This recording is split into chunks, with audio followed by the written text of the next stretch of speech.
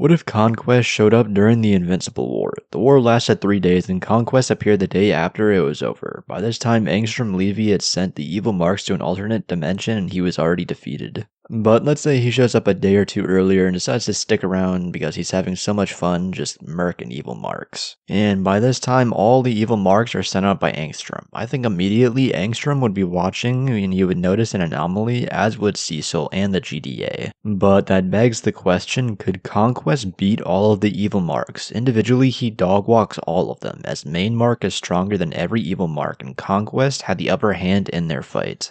Mark only won with help from Oliver if you want to count him as help, and Adam Eve, and still barely won as Conquest was just toying with him for the thrill of the fight. Realistically, Conquest would show up to find Mark, but it would be an alternate version and he'd give the same "stand ready for my arrival" worm speech and the evil Mark would try to attack him, but Conquest would easily overpower and kill him.